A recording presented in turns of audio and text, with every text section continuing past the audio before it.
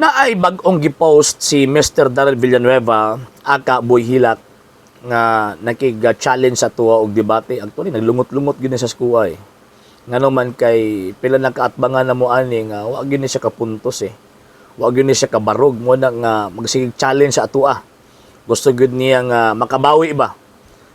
Makabawi kung baga ba sa mga kaparutan nga iyahang naangkon na nako. At the same time, nag-challenge siya, gipost niya sa iyahang gitawag og wall. Gilitok niya ang ato ang pangalan kini. Kini nga tawag ini nga challenge nga pamatud-an nako Argesino pamatud-an niya rather. Pamatud-an daw niya nga ang templo ni Kristo iyang giparehistro. Actually general term na eh. Dili particular. Makigdebate gani ka. Sige mag-angkon ng mga tawhan na nga debater daw ni sila.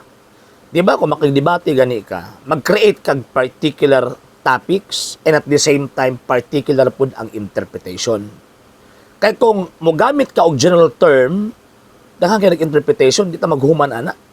Unya mawala na ang objective sa debate nga a way of liberating the truth. But pasabot niya na usa sa pamaagi nga ipagawas ang kamatuoran. Kaya kung general term ang imuhang gamiton, ang mahitabuan na daghang kay tag-abtan. Daghang kitag abtawag ining adtuan kong baga. Kaya ang question na kaysa ng templo ni Kristo diha? Kamo ba na? 70 Adventist ba na? O kinsa man nga templo ni Kristo? Kaya ang tanan, nag-angkon biya na sila tanan, kanang not less than 43,000 Christian sects, puro na nag-angkon nga templo po sa ni Kristo. So gusto na ko particular. Dawaton ko na imong challenge. Pero ibutang ang pangalan nga Seventh-day Adventist. Ibutang sa tawag ini sa topic. O, di ba? Ang gingon nimo templo ni Kristo. Ibutang nga pamatud-an nimo nga ang Seventh-day Adventist mauna ang templo ni Kristo nga iyang giparehistro. Sumala lamang sa Biblia. Og sigurado ko di nimo sukol si kuan ani. Di nimo sukol si Mr. Villanueva ani kay hilig man sa general term kay para magapangilad ba. Nya ko di man ko gusto magud-ana nga bitang nakig-ergo ko, nakig-debate ko nga wa tay kapaingnan.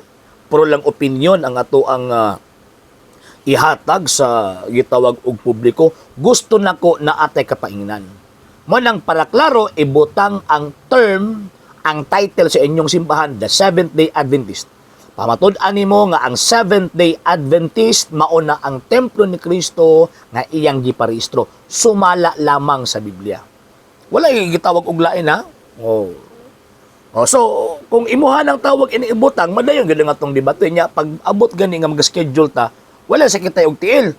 Kaya daghan ba kayo mo og tawag ining rason? Pag abot ana nga naanas panlaw sa debate, magsakit na yun mo. Diba? So, gusto na ko nga iklaro. Gusto na ko particular. At the same time, syempre, sa kunang giingon na ganina, nga kung maghimo magog topic, di lang ikaw mag-vote. Dapat kitang duha ang mag-vote sa gitawag og topic. Gusto na ko particular. Gusto na ko ibutang gyud ang inyong name. Kung ibutang ni Agi nga nag-challenge sa sakong debate, o gihapon ang imuhang tawag ng sistema, general term gihapon imong panggamiton. Ayaw, ibutang ang Seventh-day Adventist. Ang inyong connection ba? Kamo ba kamo? Ipamatud ninyo nga kamo ng iyan ni Kristo. Pamatud ninyo nga ang templo ni Kristo nga iyang giparehistro kamo na Seventh-day Adventist na sumala lamang sa Biblia. Yung manday mo nga, giusab man ang tawag ining topic. General magud ang topic. Gusto niya ko particular. So, paabuton na ko ang imong tubag, gidawat na ko ang imong challenge, provided, ibutang ang Seventh-day Adventist mauna ang templo ni Kristo kay para madayon ang atong debate. So, gusto na ko nga mutubag pug ka og tawag ining video recording kay para at least na ako record, di ba? Na ako'y kanang klarong record concerning sa ato ang tawag ining kasabutan. After ana kung magkauyon ta, yon maghimo tag pre-debate conference kay para ang mahitabo ang ato na lang uyunan, ang ato ang rules, ang ato ang gitawag schedule sa debate. Kay para masiguro nato ba nga nagiti ka paingnan duha. Either kung mapildi ko o ate mahimo kung mapildi ko. Pagkaman pero mapildi ka, dako ika nagkawalan sa imuha kay kabalo biyata nga gihilakan biya ni muna. Sige, paabot ko si Montubag. Ang Old Covenant o daan ng pakigsaan, Israel ang gitagaan. Ang bagong pakigsaan, Israel di pa ng gitagaan. ayaw usba ang Biblia. Ano yung dungagaman ninyo ang gitagaan mga hinti dili mga Israel? Yung magkutlok-kutlok dahil nga, kamo nagpaka-Hudiyo, pero sinaguga di ay mo ni Satanas. Wala ba mo mahibalo nga ang tanan Biblia? Gikan sa Hudiyo, Roma 3:1. Ha? Gikan sa Hudiyo, walay ato. Kung imo ning dawaton niya mo, ingon dahin ka, nga dili kang Hudiyo, ayaw na lang dawata ang Biblia, kaya ang tibok Biblia, gihatag sa mga Hudiyo. Sana to Roma Kapitulo 3, versikulo 1, nag-ingon igsoon, 3:1, ato makita dire. Okay? 3:1 nag-ingon. Unsa man di ay ang bintaha sa pagkahudiyo. Unsa may kapuslanan sa sirkonsisyon, daghan bisan asa ipaagi una sa tanan. Ngadto sa mga Hudyo, gipiyal ang pulong sa Dios. Gikan sa Henesis ngadto sa Malakay, gipiyal sa mga Hudyo. Gikan sa Mateo ngadto sa Revelation, gipiyal sa mga Hudyo. Pangutana, kung dili ka musunod sa New Testament nga gikan sa Hudyo, unsa may imong libro? Sa matingala kung ayaw na ngayon sa Hudyo. Unsa lagi ato libro? Wala ato Yan is mga Hudyo tanan. Walay supak nga ang pulong sa Dios or ang balaang kasulatan kanang mga sinulat nga pulong sa Dios gipiyal o gihatag ngadto sa gitawag og mga Hudyo. Ngano man kay mao man nay kamatuoran, mao man nay gisulti sa balaang kasulatan og nalatid pud usab sa gitawag og kasaysayan.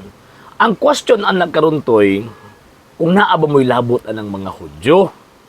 Kaya kung imuhang ipilit ang imong pangunahon lang, sige, Hudyo gitawag ining gitagaan. Ang problema ana nganong naaman ka sa sektang gitukod og Amerikano. Nga ang kanang sektang gitukod og Amerikano wa man apiyali sa Dios sa iyahang gitawag og pulong. Ngano diha man ka nagpasagop? Ngano diha man ka nagpapastoy-pastoy sa sektang way koneksyon sa gitawag og mga Hudyo. So therefore, wala may katungod nga mogamit anang balaang kasulatan. Wa may katungod nga magtudlo-tudlo mahitungod anang balaang kasulatan. Ngano man kay ang gipiyalan sa sinulat nga pulong sa Dios mauman ang mga Hudyo.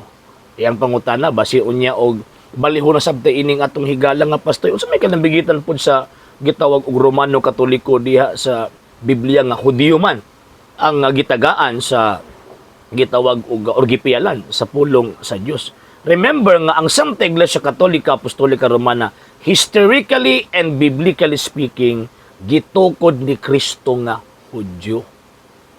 Mo na ang simbahan Katoliko na ay katungod nga mobasa, na ay otoridad nga mo interpret, ngano man kay again ang pulong sa Dios una gipiyal sa mga Hudyo, pagkahuman si Kristo nga Hudyo nagtukod niining mong simbahan na og siyempre kay iya man ng simbahan, ang simbahan niya mismo nga gitukod og Hudyo nga si Ginoong Jesucristo. Mo'y nisulti nga tuuhan kining maong mga libro ang Old and New Testament nga sinulat nga pulong sa Dios. Mapagtuon gud mo ang balaang kasulatan, di ba? Kada dingingon ni Kristo, ako gyud nang ginabalik-balik always.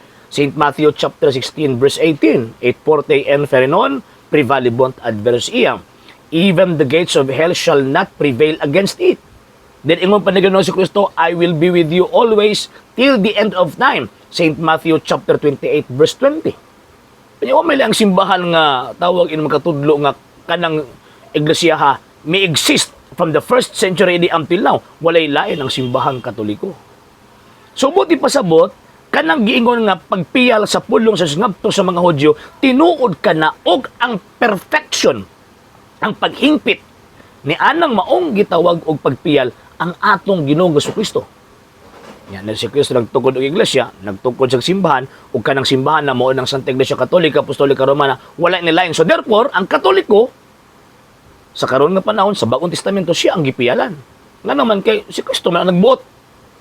Magbitaw nga basahon niyo mga history, ang mga apostoles, mga Catholic writers, o kanang New Testament, usa ka na ka Catholic written scriptures. dili Seventh Day Adventist nga naman, Seventh Day Adventist kalayo rin taon na nila 1863. Mo na nga kini implied nga ni angkon si pastoy nga wa sila katungod nga magbasa-basa, mag-interpret, magtulot-tudlo, mahitungod sa Biblia. Nga naman, kaya may connection sa Lasodyo. Wala mas connection. Yang simbahan Katoliko, tungod ni Kristo.